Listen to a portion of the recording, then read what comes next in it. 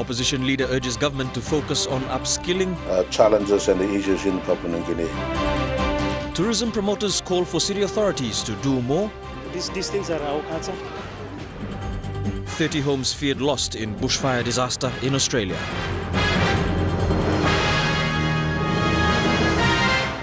This is National EMTV News with Mary Bartulo.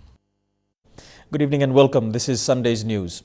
Opposition leader Don Paulier says the government should not blame population growth or try to control it, but should instead emphasize on skilling PNG's next generation. Paulier says skilling Papua New Guineans will transform the country's economy and see more inclusive participation by ordinary people.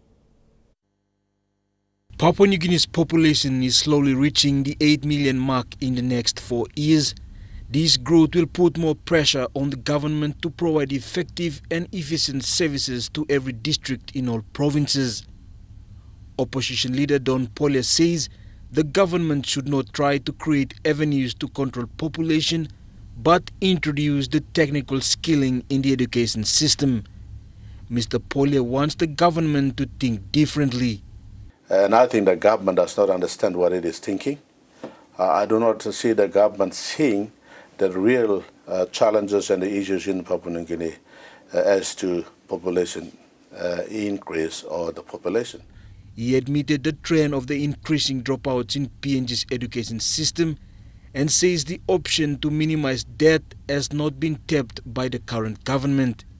The opposition leader says the government should not waste millions on decorative infrastructures, but invest in long-lasting life skills that will transform PNG's population and economy. The key thing we need to do is skill our people, because our people will sustain the economy. Sustain the economy also means sustaining our people's own lives too. Our family, a mother and a father must be able to put food on the table. Paulier says skilling the next generation is crucial for PNG's economic growth. Jack Lapava Jr., National EMTV News. Meanwhile, Director for the Institute of National Affairs, Paul Barker, wants the national government not to spend too much on current infrastructure to host the 2015 Pacific Games. Barker called for a more prioritized spending in the agriculture sector to support the struggling economy. As I mentioned, it's important that the government doesn't spend too much on the Pacific Games because it's a once-off event and a lot of capital infrastructure that's sitting then looking dormant and not maintained afterwards isn't going to be a very good use of money. But certainly the Pacific Games should be an exciting event. Logistics and manpower is still an ongoing issue for police officers manning the Betelnut checkpoint at Laloki. Police officers, speaking on the condition of anonymity, said the smuggling of Betelnut has decreased along the checkpoint since December last year. However, with the limited number of officers on patrol along the river, smugglers use this as an opportunity to continue smuggling Betelnut into the city. Although funds have been given to implement the buy ban in the city, the demand for logistics and manpower is high. A couple who sell their art and craft at the Boroko Craft Market are concerned as to why the National Capital District hasn't done anything about improving facilities to house and promote the arts and crafts in the country. The pair have been selling their handcrafted products at the Boroko Craft Market for more than 10 years, and they say nothing has changed. On the other hand, the duo is now prepared to welcome the Pacific Games and already have enough homemade items to sell when the games arrive. Yesterday, the pair, who spent almost 14 years making arts and crafts, raised both their concerns on what the National Capital District should do to promote tourism in the country. Simon Heta and his wife Leonie both started their arts and crafts business in 2001 in other parts of the country before permanently moving to Port Moresby. Leonie, who sells her arts and designs, said the National Capital District needs to look more into tourism in the country, especially the arts and crafts market, and to build proper facilities where it is safer for both the buyers and the sellers to trade. Sadly, here in Nogat Manla looks sabilo work blo mi blalo. Give me bla proper haplo mi black and stop. Because mi plus has stop every day or same normal job employment blo mi bla self-reliance. Leonie's husband, Simon, also feels strongly about having proper facilities for tourism purposes and why it is important for the country. time come na Miss Plomi starting off this work long traditional culture Sunday Plomi pla mi looking was igat potential or igat way Plomi pla can preserve him na look out him tradition na custom Plomi pla. Like every other trade people, the couple make their living out of selling arts and crafts to support their families.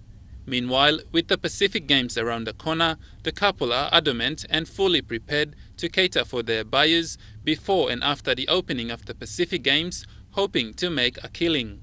Godwin Aki, National MTV News. You're watching National MTV News. More stories coming up after the break.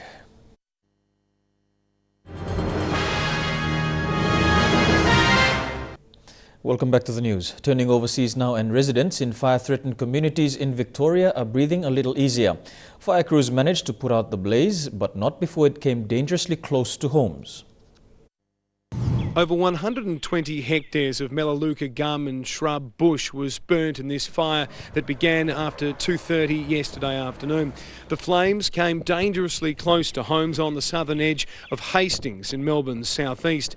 Backyards have been damaged, including one home where the decking was significantly burnt by a gas bottle explosion.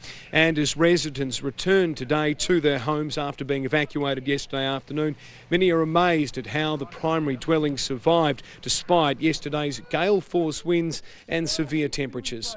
Stunned, absolutely stunned.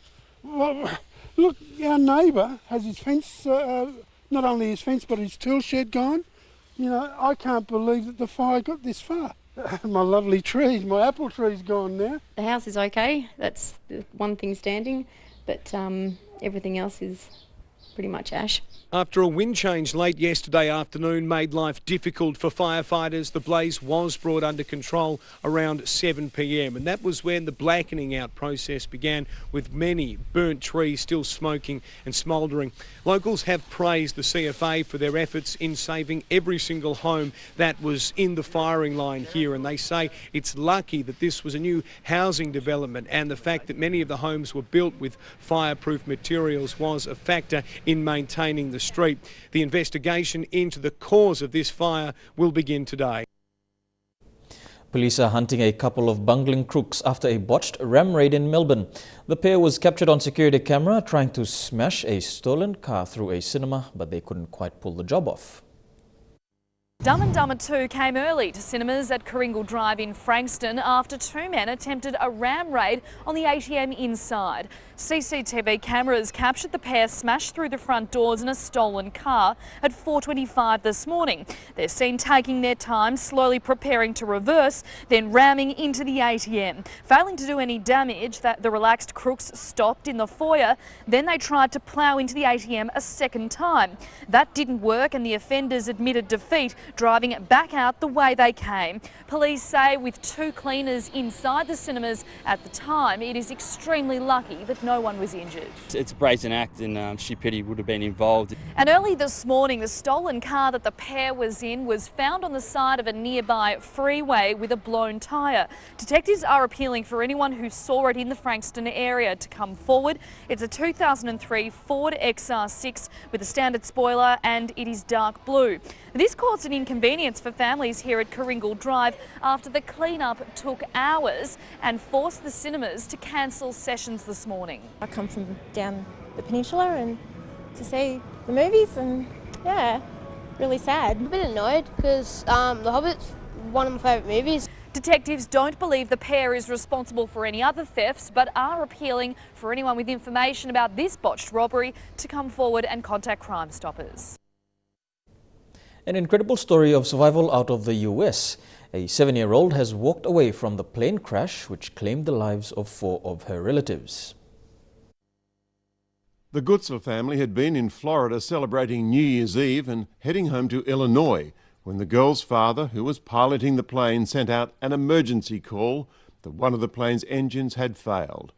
Just outside Memphis, Tennessee, air traffic control lost contact with the plane. It was about an hour later when local authorities got a phone call from a man. The dispatcher passed on this message to local police. The 7-year-old has just come out of the woods alone, scratched up, advising she was involved in a plane crash. She was the only survivor on board. Her mother and father, older sister and cousin all killed. She'd walked about a half a kilometre through the bush to the home of Larry Wilkins. About 20 minutes after 6, I heard a knock on the door. Well, the dogs heard the knock on the door. And opened the door, and there's a little girl about 7 years old, bloody, had a bloody nose, legs and arms were bleeding, crying. And she told me that her parents were dead and that she'd been in a plane crash. Despite her ordeal, suffering only minor physical injuries. Well, I'm going to need EMS down here. This little girl, she's getting cut all over her. The plane, a Piper PA-34, should have been able to make it to a nearby airport on its one working engine. It's designed to fly just fine on one engine, but again, it's so heavily loaded, it's nighttime. If you lose an engine, it takes a lot of pilot proficiency, and we just don't know what else was going on in this aircraft at the time. This morning, friends have been posting on the family's Facebook page messages of condolences and words of love and support for the brave 7-year-old girl who somehow survived. We'll bring you all the sporting news after the break. Stay tuned.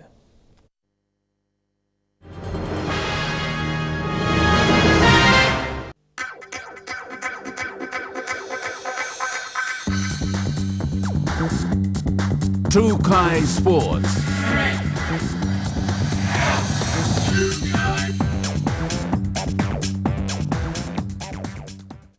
Welcome to Trukai Sports. MTV came across an interesting individual who is here in the city only for one particular reason.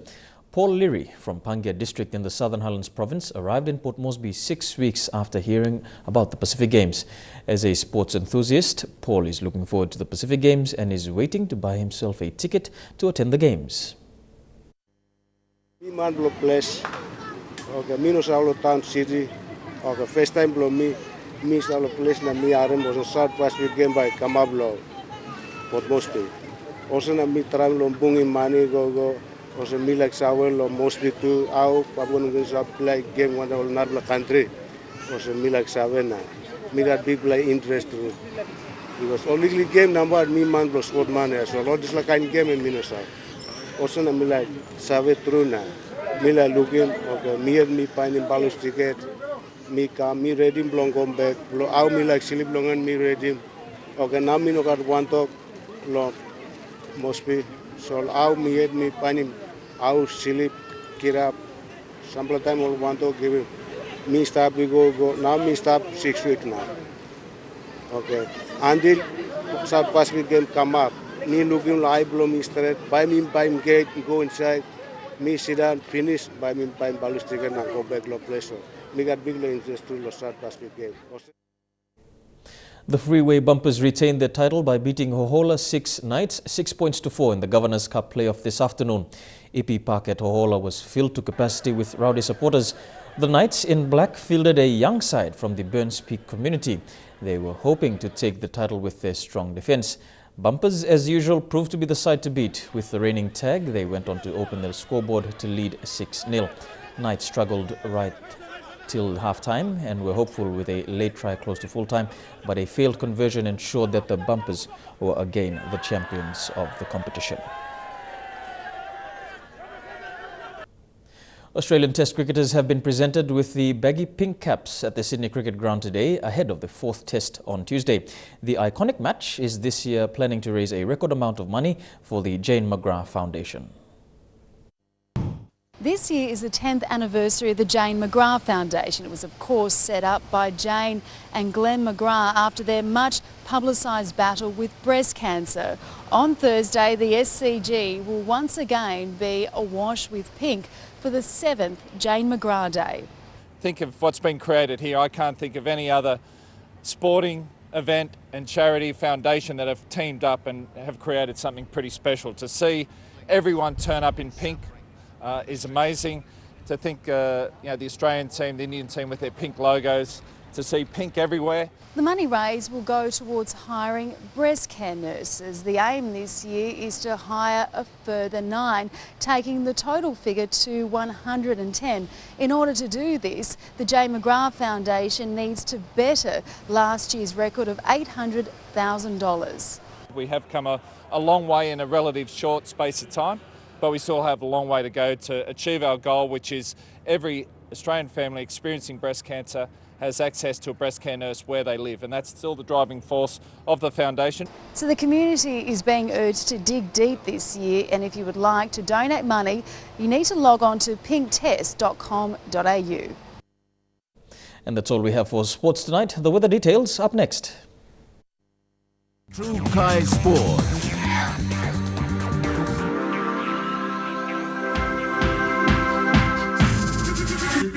True Kai Sports. This weather information is brought to you by Tablebirds.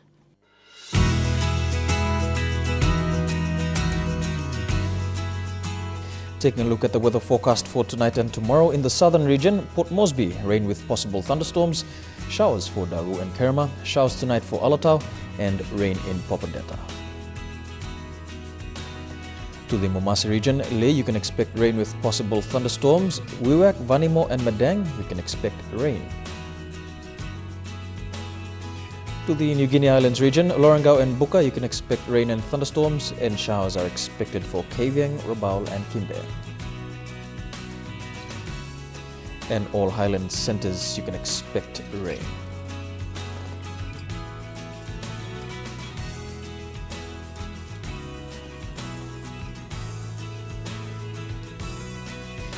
And taking a look at the forecast for small ships, all seas 0.5 to 1.3 meters except waters of eastern and western Milne Bay Islands, seas 1 to 2 meters.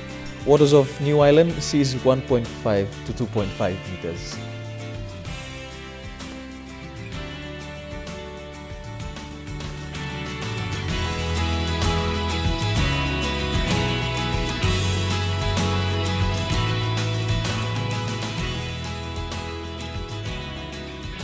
And taking a look at the ocean forecast for PNG areas, Coral Sea sees moderate to rather rough with southeasterly winds at 15 to 25 knots. Solomon Sea sees slight with southeast to southwesterly winds at 10 to 15 knots. Bismarck Sea sees slight to moderate with northwesterly winds at 10 to 15 knots. And Pacific Ocean sees moderate to rough with southwesterly to west winds at 20 to 34 knots. And that's been National EMTV News this Sunday, the 4th of January 2015. I'm Mary Botulo on behalf of the EMTV News team. Have a safe working week.